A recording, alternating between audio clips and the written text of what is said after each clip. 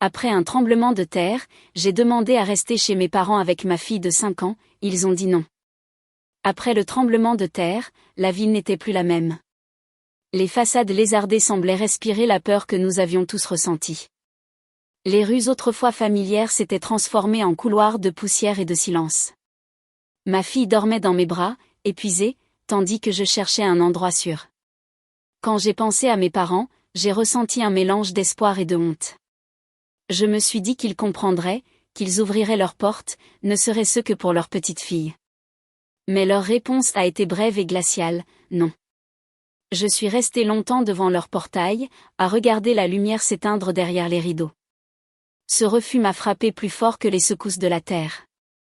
J'ai compris qu'on ne revenait pas toujours là d'où l'on venait. Je me suis alors mise à marcher, sans but précis. Tout autour, les gens s'entraidaient, partageaient des couvertures, de la nourriture, un peu de chaleur humaine. Moi, je n'avais que ma fille et un sac à moitié vide. Nous avons dormi plusieurs nuits dans une voiture abandonnée, près d'un parc où les enfants jouaient encore malgré les fissures au sol.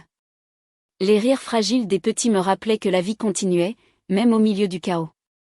Peu à peu, la peur a laissé place à une étrange forme de courage. J'ai appris à trouver de l'eau, à demander de l'aide, à remercier sans m'excuser. Une femme d'un centre d'accueil nous a donné une chambre provisoire.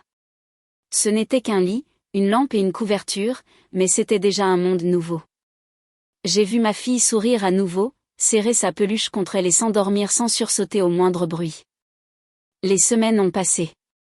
La ville s'est reconstruite lentement, pierre après pierre, cœur après cœur.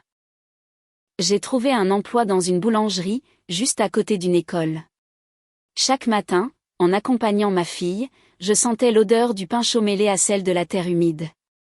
J'y voyais la promesse d'un avenir plus doux, même si mes parents restaient absents de cet horizon.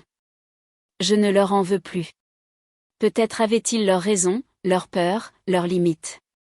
Le tremblement de terre n'a pas seulement ébranlé les maisons, il a révélé les fondations fragiles de nos liens.